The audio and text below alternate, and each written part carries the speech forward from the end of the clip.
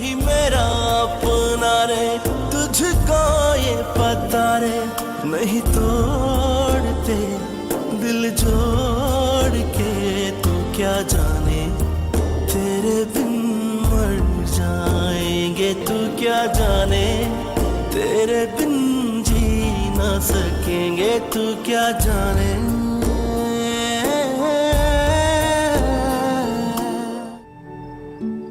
ای بابا مامان جون، اونا فقط دارن به خاطر بله برون میان اینجا، ولی شما منو شبیه عروسا کردی. یعنی چی فقط بله برون میان؟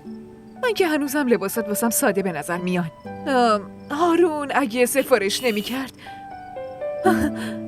فکر کنم زنداد و شهناز اومد. من برم به استقبال فامیل شوهرت عزیزم.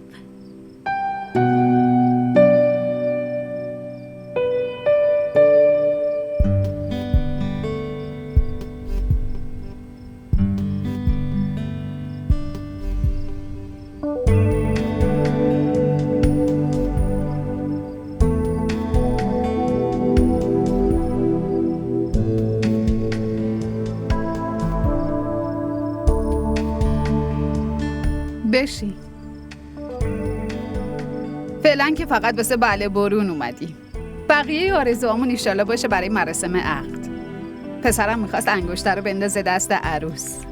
آره حتما. ولی ما هم جواب انگشتر رو با انگشتر میدیم. آره چرا که نه؟ مثلا هنوزم آرزوهاشون برآورده نشده. چطوره؟ خیلی زیباست. بیا پسرم.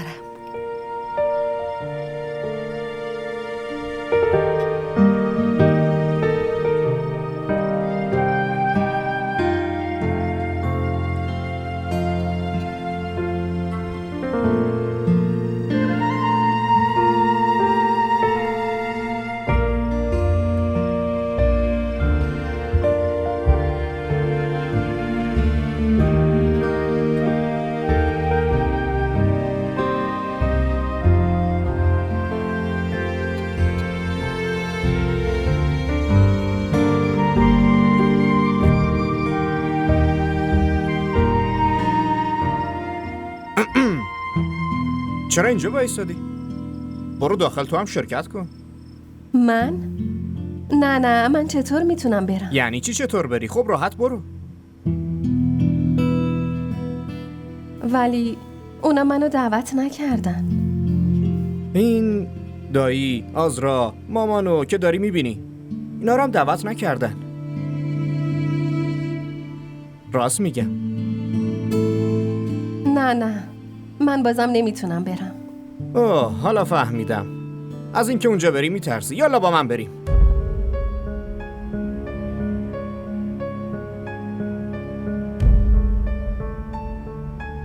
باشه منم نمیرم.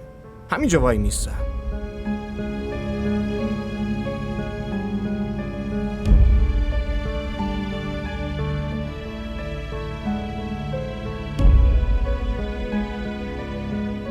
وای چقدر سرم درد میکنه.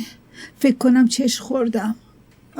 بخوره به سنگ. آی اگه به سنگم نظر کسی بیفته بیچاره میشکنه. ولی سنگ به سرمون خورده مامان. ای بابا چی شده؟ یه چیزی بگو. سعادت خان زمین، خونه، کارخونه، آپارتمانو همه چیشو به اسم کی زد؟ دختر شاینا. ولی شاینا همه چیو تسلیم برادرزادش هارون کرد. منظورت چیه؟ چی میخوای بگی؟ این دنیا خیلی هیله‌گره مامان. دونستن هیلش کار آدمای ساده‌ای مثل من و تو نیستش مامان جان. دیروز همه چی مال سعادت خان بود و در آینده هم مال اون میمونه. برای ما چی؟ هیچی.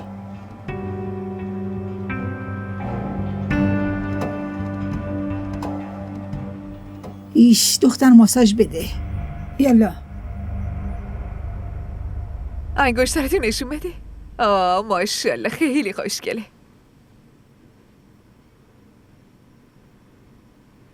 خانم مامان چاندی اومده دنبالش. واقعا؟ خب من چی کار کنم؟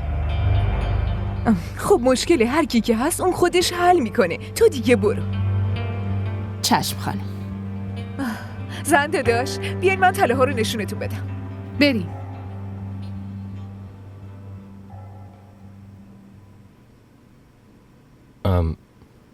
خوشگل شدی.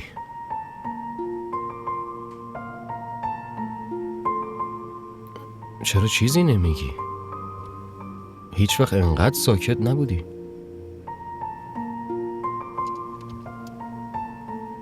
خب یه چیزی بگو دیگه. نمیفهمه. اینجور مواقع دخترها خجالت میکشن. اینو کی گفته؟ خودم گفتم. آها، یعنی الان که نامزد شدیم تو فیلسوف شدی همه چی میدونی ها؟ راستی اینم بگم که الان تو دلم چه خبره؟ میدونی الان دلم میخواد همه رسم و رواج نادیده بگیرم، تو رو با خودم ببرم. بگو، با هم حرف بزنم. داری چرت و پرت میگی. منو سر لج نندازا وگرنه بهش عمل میکنم و راستی اون هانی چی شده؟ منو نجات بده هانی. مامان اومده میخواد منو ببره. لطفاً هانی لطفاً منو. آخه چی شده؟ هانی لطفاً منو نجات بده. مامان اومده دنبالم میخواد ببرتم. آخه مشکل چیه؟ مامان اومده منو ببره. میخواد منو ببره یه جایی. یه مردی هست به اسم خان میخواد منو بهش بده. لطفاً منو اینجا نگه دارین. لطفاً هانی لطفاً نجاتم بدین. مامان اگر میتونین کاری بکنین لطفاً آروم نشینین. تو چیزی نمیدونی هارون، واسه همین دخالت نکن. اما عمه شما که قلب بزرگی دارین. قبول میکنم اشتباه مقصود قابل بخشش نیست، ولی مسئله آبروی یه دختره.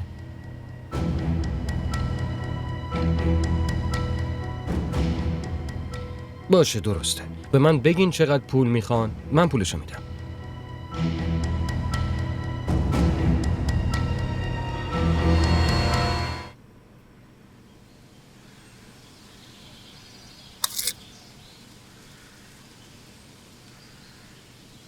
رقم مورد نظرتو بنویس.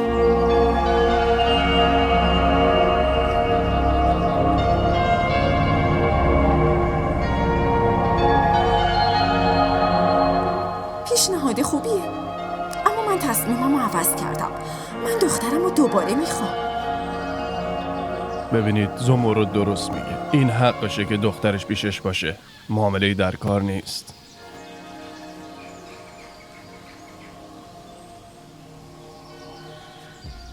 تو بنده اون سیاستمدارایی هستی که اونا یه زمانی سرشونو خم میکردن و وارد این خونه میشدن. قبل از اومدن به اینجا فکر نکردی که خونه کی داری میری؟ اینجوری نشه که یه تماس تلفنی باعث بشه این درجه و یونیفرم تو از دست بدی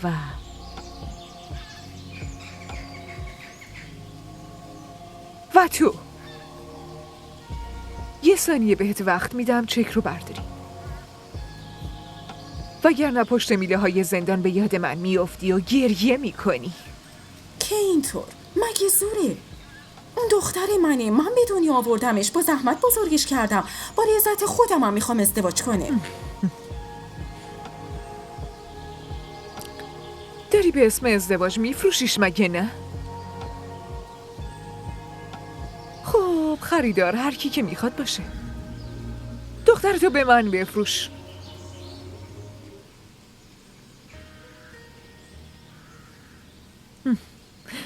چرا اینجوری نگاه میکنی به من؟ فرصت خیلی خوبیه. چک رو بردار.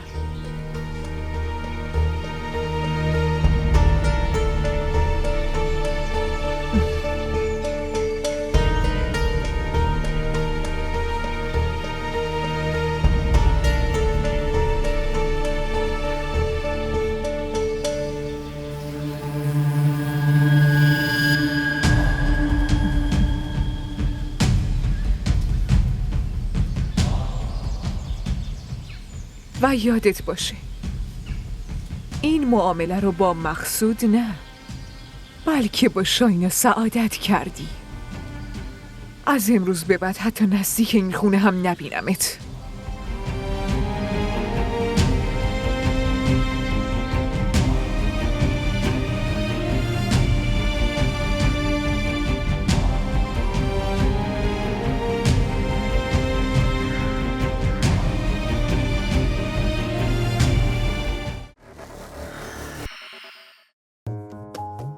من بلال در حضور خداوند متعال این قول رو همینطور که الان دست سارا رو گرفتم برای همیشه دستش رو محکم میگیرم.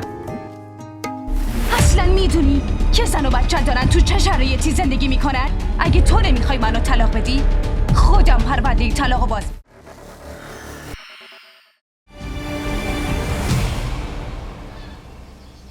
بگو ببینم چه فکری کردی؟ چرا به هم چی نمیگی؟ مادر جان هر چی میدونستم بهتون گفتم، دیگه چی کار کنم؟ پول همه چیز نیست پسرم. عجب، اینو شما داری میگی؟ آره من میگم. تو باید ازدواج کنی، فهمیدی؟ مادر دست از سرم بردار، 2 تا کردم بسمه. به من چه سودی رسید؟ پول میدی و میری بچه میخری. ببین مادر، من دیگه ازدواج نمی کنم. اول باید شاینا رو راضی کنم تا همه چی رو ازش پس بگیرم. هنوزم از دستم عصبانیه. اون اگه به هم کمک کرده فقط به خاطر چاندی بوده. شما چرا نمیفهمی؟ منظورت چی پسر؟ آخه مادر من که چیزی از خودم ندارم. باشه، اما من وارث میخوام. وارث میخوای؟ چاندی هست. چاندی دختره. من پسر میخوام، پسر. وارث. این حرف بیهوده‌ایه، من اصلاً بهش باور ندارم. این حرف بیهوده است؟ مردم سجده میکنن که خدا بهشون پسر بده. کسی رو دیدی که بگه خدای دختر میخوام؟ ای بابا خواهش میکنم بس مادر.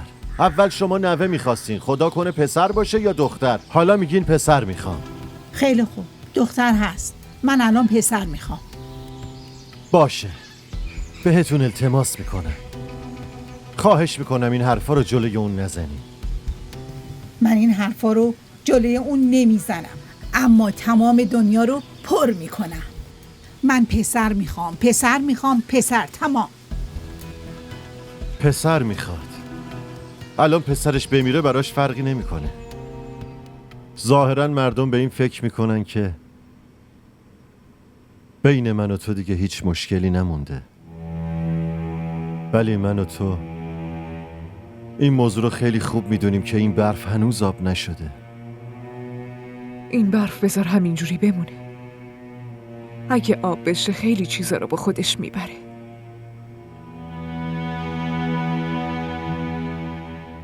من شرمنده تو هستم، واقعا شرمندم. ببین اون پیوندی که با زمرد به اون شکل گره خورد فقط یه اشتباه دوران جوانی بود و بس.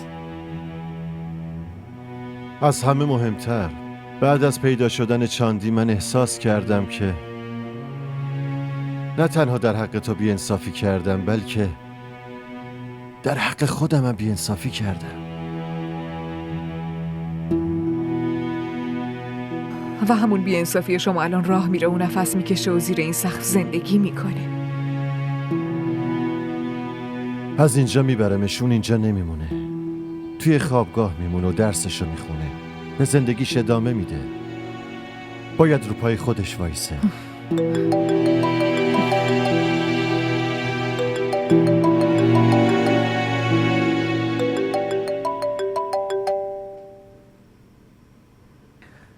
بله بگو.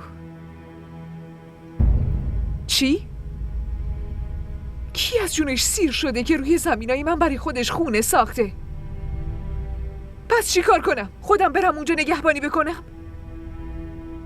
کیو بفرستم ها؟ مگه اینجا بابا یا پسر دارم که به این کار برسن؟ خودم میام.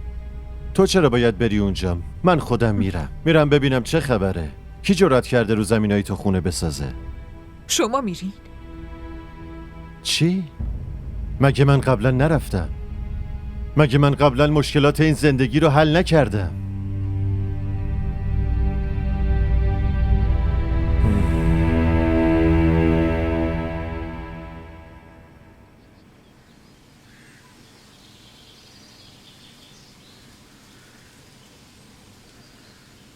آزرا برو صداش بزن، بیا چایی بخوری. اصلا لازم نیست، اونجا جاش خوبه. مامان بهم هشدار داده ازش دور باشم. چرا؟ میگه نمیدونم با کیا رفت و آمد داشته. مامان نباید همچین حرفی بزنه. دختر داییمونه، باید باهاش دوست باشیم. نیازی نیست باش دوست باشین. در ضمن داداش شما هم ازش دور باش. نمیدونیم که چی کار میکنه. آزرا، مراقب حرف زدنت باش. حالا به خاطر اون سرزنش هم میکنی؟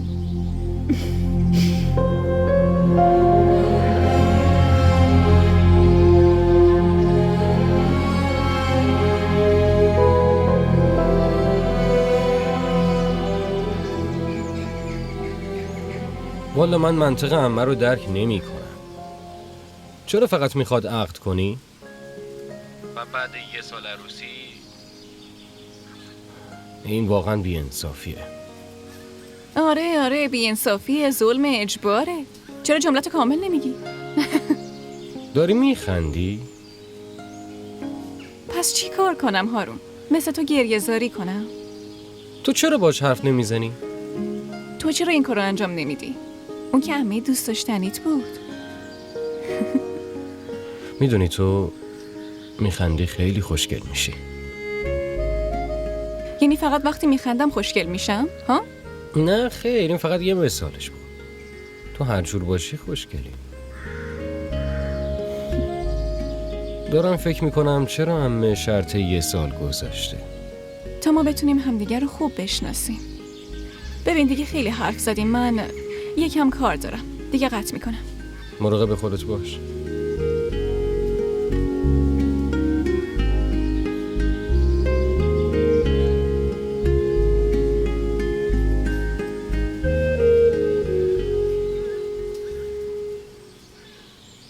ما را در شبکه‌های اجتماعی دنبال کنید. چاندی، شما همیشه اینجور ساکتین؟ یا الان ساکت شدین؟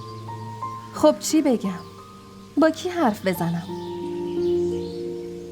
یعنی دارین شکایت میکنین؟ نه همچین چیزی نیست. پس موضوع چیه؟ راستی خیلی برام جالبه. هر وقت شما رو دیدم با این کتابا دیدم. واسه همین نخواستم مزاحمتون بشم. کتابا بهترین دوست آدمان. هیچ وقت هم فریبشون نمیدن.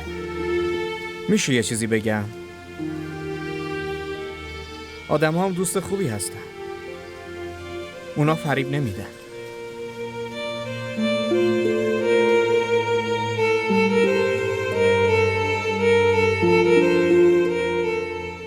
آره.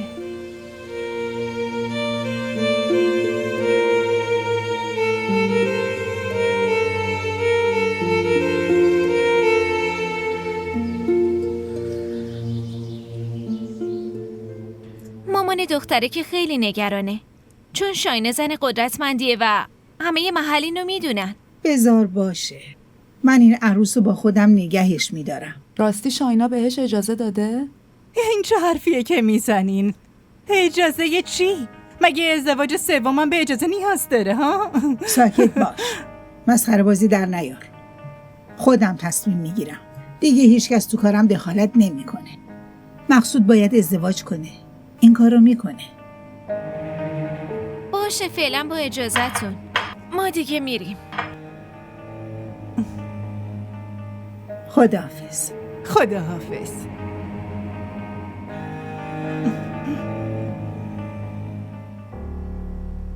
به به مامان، باز چه نقشه جدیدی دارین خاله؟ فقط باید آدمای جدید اضافه بشن، وگرنه نقشه همون نقشه قدیمیه. واقعا پسرتون که همین الان بخشیده شده و رفته از اینجا. یعنی مادرش رو زیر پا گذاشت؟ نه خیر، اون هیچ وقت مادرش رو زیر پا نمیذاره. اون به حرفم گوش میده و من این بار قسم خوردم که عقب نمیشینم. کجا سر میکنی شاینا؟ مگر چی برات مونده؟ ها؟ که اینقدر مغرور شدی؟ دیدی که دختر طوایفم که شد حقوی تو، حالا برای من خانزاده شدی. خاله ممتاز، بسته. این سر و صداها رو برای جای دیگه ببر، نه جلوی من. باید همونی بشه که من میخوام، فهمیدی؟ تا وقتی که من زندم این امکان نداره. خب بمیر دیگه. من بیشتر از این نمیتونم منتظر باشم. این دیگه چه حرفیه میزنین خاله ممتاز؟ تو ساکت باش. لازم نکرده تو یکی دخالت کنی. شما حق ندارین با مامان شاینا اینطوری صحبت بکنید. آره تو درست میگی. این آدمو باید آه و نفرینش کرد. به خاطر اینه که زندگیمون اینطوری شده. اون کسی که باعث شد پسرم بره خونه طوائف تو بودی. با این کاری که کردی نسل من داره از نجیب زادگی در میاد. پول منو خوردین و الان واسه من هار شدی؟ چه خبره؟ پولتو به روخ من میکشی؟ 2 وعده غذا میخورم، پولشم از درآمد مغازه خودمه.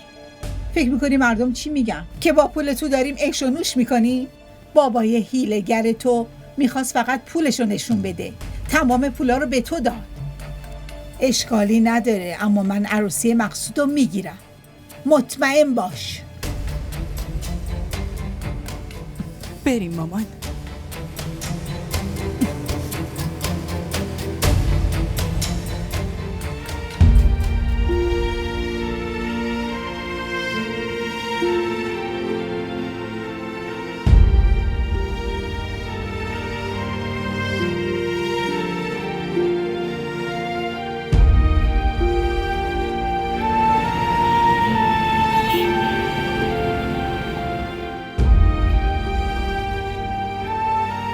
آقا مقصود سلام علیکم.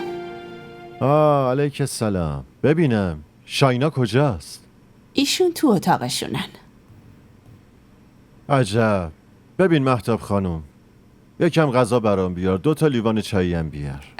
چشم آقا. غذا رو کجا حاضر کنم؟ منظورت چیه؟ بیار توی اتاق دیگه. چشم آقا. چشم آقا. همشون دیوونه.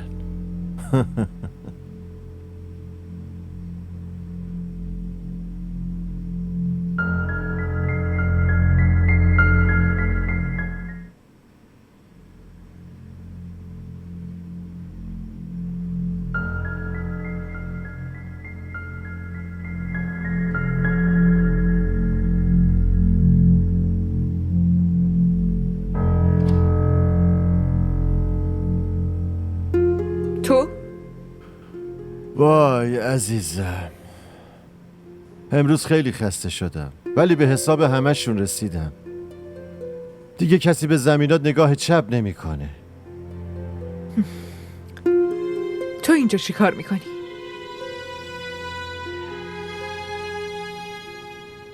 یعنی چی؟ منظورتو نمیفهمم. یعنی اینجا اتاق منی. تو اینجا چی کار میکنی؟ آها. آره اتاق توه. من کی گفتم اتاق منه؟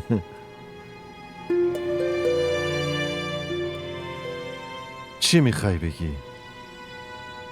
تو از قلبم بیرون رفتی مقصود. و چیزی که از قلب آدم بیرون بره رو بیرون اتاق میذارن.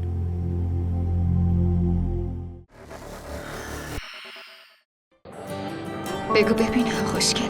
دونی وقتی آدم عاشق یکی میشه دیگه نمیپرسه که چقدر خوشگله. شاید اون از همه خوشگل‌تر باشه. این عشق عزیز دلم، آب نیست که هر وقت تشنت شد بگی یه لیوان آب بده. برای آب باید هزینه‌شو داد، به همون قیمتی که تشنه‌های کربلا پرداخت کردن.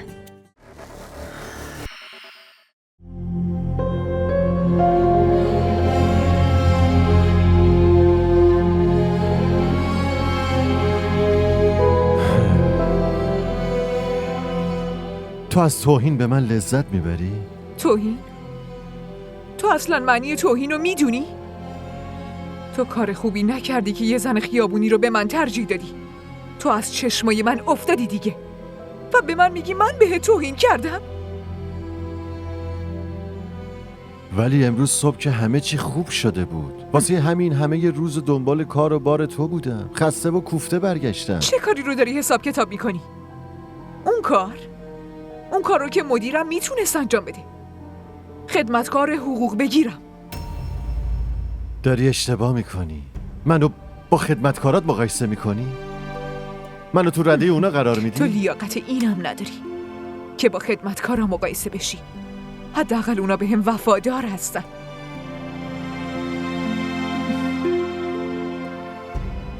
از اتاقم برو بیرون. لطفاً مسخره من مسخره بازی در میارم؟ من مسخره بازی در میارم یا تو زندگی منو به مسخره گرفتی؟ از اتاقم برو بیرون. از این خونه برو بیرون. ولی شاینا، من با آدم عوضی مثل تو هیچ نسبتی نمیخوام داشته باشم. از اینجا برو. برو. اینو بگیر و از اینجا برو. همین الان.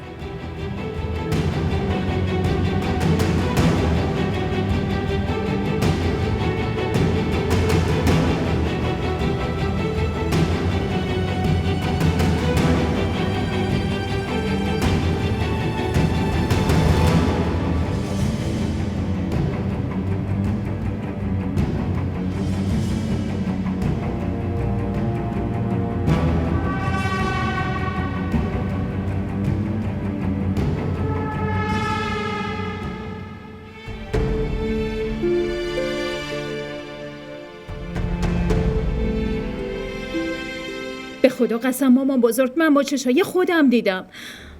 خدا بزنتم اگه یه کلمه دروغ بگم. تو چرا بیکار نشستی؟ خدا با دشمن آدم همچین کاری نکنه که زندایی شاینا با دایی کرد.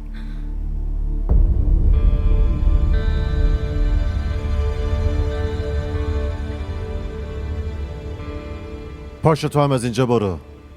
پاشو. آزرا چی داره میگه؟ شاینا تو رو تحقیر کرد؟ تو رو از اتاقش انداخت بیرون؟ آخه چرا هیچی نمیگی؟ یه چیزی بگو. مقصود؟ شما که خودتون میدونین چرا میپرسین؟ هیچ هدفی ندارم. آخه چرا تو جلوی همه نزدی تو دهنش؟ خدایا توبه، شوهرشو جلوی همه تحقیر کرده. بی‌ادب. خب حرف بزن، یه چیزی بگو. بس کن مادر، دیگه بس کن. تو دلم آتیشه، دهنم بسته باشه بهتره. فقط دعا کنین که الان یه وقت اشتباهی ازم سر نزنه. خدا نکنه پسرم، خدا نکنه. خونسرد باش پسرم. من اینو نمیخواستم مقصود. کیه که الان تیکه پاره های این زن قوی رو ببینه ها؟ تو منو مجبور کردی که این کارا رو بکنم. من همیشه حرف دلم رو گوش کردم، اما امروز این دل قبول نداره که ببخشتت. چرا در جواب وفا به دست نیاوردی شاینا؟ عشق شاید باشه ولی مقامش رو از دست داده.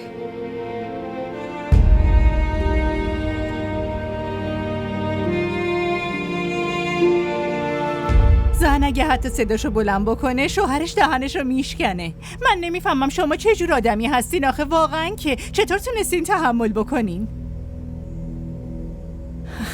داداش اگه کس دیگه جای شما بود از موهاش میگرفت و مینداختش بیرون، ولی شما خدای توبه. اگه عقل فروشی بود من خودمو میرفتم گرو میذاشتم و برات عقل میخریدم. نه تنها عقل بلکه یه ذرم غیرت برات میخریدم. ای خدا، این همه بهش توهین شد، تو رو از اتاق انداخت بیرون. های دختر، تو مگه عقل نداری ها؟ وقتی بزرگتری نشسته اول جلوی اون میذارن، اینجوری پیش کوچیکا نمیذارن. خدای توبه، واقعا ناراحت میشم مامان. دختر همه عمرشو با مامانش گذرونده، حالا رسم و رسوم خونه داری رو که ذره ایم اصلا نمیفهمه هیچی.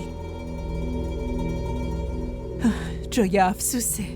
تو نگران این نباش، داداشتو ببین، از مردونگی هیچی براش نمونده.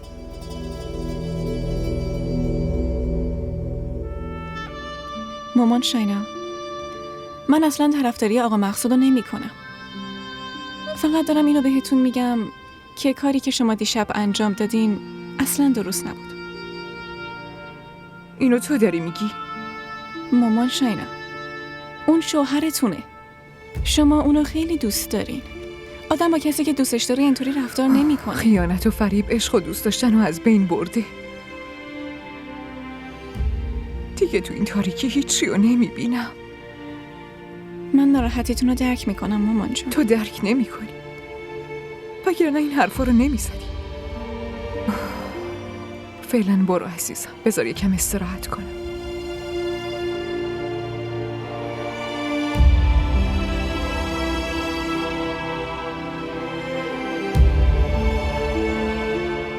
اون تو رو بالای سر کارگر گذاشته؟ فکر میکنی رئیست کرده؟ اگه حرف من احمقانه است حتما برو به مدیر و وکیل یه زنگ بزن، سوال کن ببین چی میگن. اینو بدون همه چی به اسم اونه. حساب تو خالیه. باشه مادر، بس دیگه. انقدر دل منو نسوزون. همه ای مردونگی تموم شد و رفت. تو چرا تو دهن اون نزدی مقصود؟ تو چه جور مردی هستی؟ تو تمام محله آبرومون رفت. میگن دختر مقصودی طوائفه. به حرفم گوش کن. برو به اون زن یه درس حسابی بده. ببین اون پول و دارایی داره. باید بدونه که تو شوهرش هستی. باید یاد بگیره حرف تو رو گوش کنه. تو تا کی میخوای بردگی اونو بکنی ها؟ فعلا از اتاق بیرونت کرده، فردا از زندگیش بیرونت وای میکنه. مادر بس دیگه. یه کلمه دیگه هم ادامه نده. مامانتو ساکت میکنی؟ آره؟ اگه اینطوری بلدی برو شاینا رو خفه کن. بیورزه دومتو گذاشتی رو کولتو فرار کردی.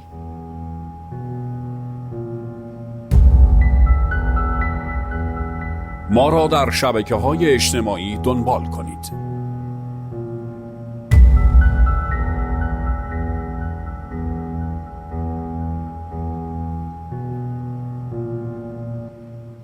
اتفاقا منتظر تلفنت بودم برای اینکه تاریخ عقد رو مشخص کنی. ببینم الان شرایطت چطوره؟ یکم ناخوش احوالم. فشار خونم بالاست. فشار خونت بالاست؟ ببینم همه چی خوبه؟ آره. مقصود دیشب کباب گذاشته بود.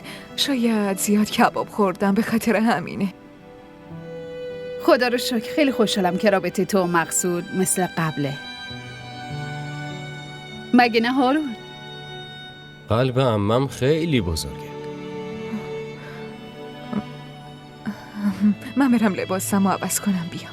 باشه عزیزم، تو راحت باش. راستی هانی کجاست؟ نیومد ببینیمش؟ هنوز خبر نداره. الان بفهمه میدوه زود میاد. میرم صداش بزنم. آها، من فکر کردم عروسمون داره رو میگیره. فعلا که رو نگرفته، اما به فکرش هستم که این کارو بکنه.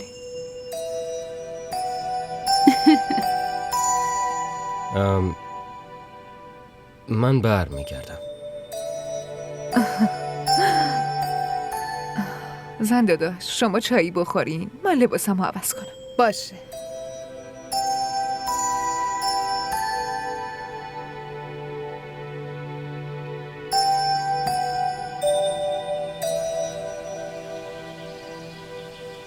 خانم، من شما رو تو همه خونه گشتم و شما اینجایین. چی شده؟ ناراحت به نظر میاد. خیلی ناراحتم هارون. مامان شاینا آقا مقصود از خونه انداخت بیرون. از این طرفداری از شوهرم مقصود اصلا خوشم نمیاد هانی. اما هر کاری کرده کاملا درسته. تو چطور میتونی از مامان شاینا طرفداری کنی؟ هر چی که باشه، اونا زن و شوهرن. اگه عشق بینشون نباشه، احترام که باید باشه، نه؟ همه ی اون مگه به جز فریب دیگه چی به عمه داده ها؟ که احترام بشه. ولی من نمیتونم تحقیرش رو تحمل بکنم. فراموش نمیکنم. فعلا موضوع رو عوض کنیم. خب دیگه چی بگیم؟ مامانت اومد تاریخ عقد رو مشخص کنه؟ آره؟ تو اعتراضی داری؟ آره، من اعتراض دارم. یعنی چی؟ یعنی نمیخوام در این مورد صحبت بکنم. تو با مامانت حرف بزن. هانی این روزا زیباترین روزای زندگی ماست. به هم ریختنش کار درستی نیست. من با مامانم حرف نمیزنم. هارون، مامان شاینا داره بدترین روزای زندگیشو میگذرونه. همه خوشحالی زندگی من به اون وابسته است. من منظور بدی نداشتم هانی. هانی درست میگه. سلام علیکم. علیک سلام. کجا بودی خانم؟ ما که خیلی وقت اومدیم. فکر کردم اینجا مشغول بودی. هانی میگفت که خودم شنیدم چی گفت. الان شما گوش بدی. شرایط زندگی شاینا انقدر به هم ریخته است که به این راحتی درست بشو نیست. زندایی شما دیگه چرا اینطوری میگین؟ یه لحظه دیگه منو زندایی صدا نمیزنی خب؟ درست مثل هارون مامان صدا میزنی. اومدم تاریخ عقد رو مشخص کنم و مشخصم میکنم. نه، فعلا نه. من از تو نظر نخواستم. من بهتون نظر نمیدم. هارون، چرا خودت با مامانت حرف نمیزنی ها؟ هارون رو حرف من حرف نمیزنه. ولی کار شما درست نیست. من بهتون اجازه نمیدم همچین کاری بکنید.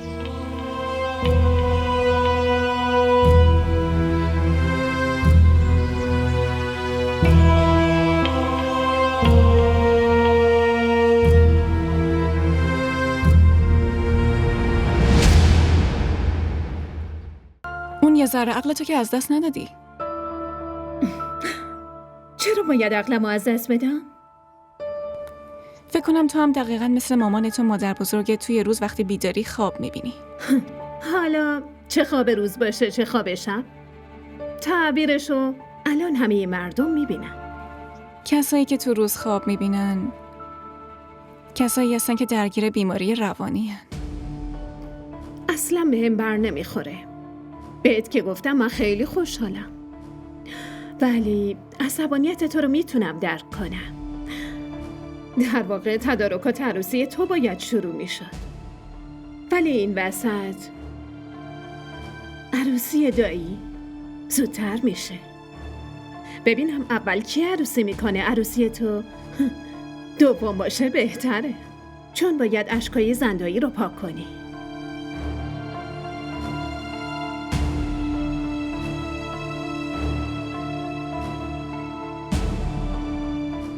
तू ही मेरा अपना रे तुझको ये पता रे नहीं तोड़ते दिल जोड़ के तू क्या जाने तेरे बिन मर जाए. DDTV ارائه کننده بزرگترین سریال های درامای ترکی، کره‌ای، پاکستانی دوبله شده به فارسی می باشد. لطفاً سابسکرایب کنید و عضوی از خانواده ما شوید.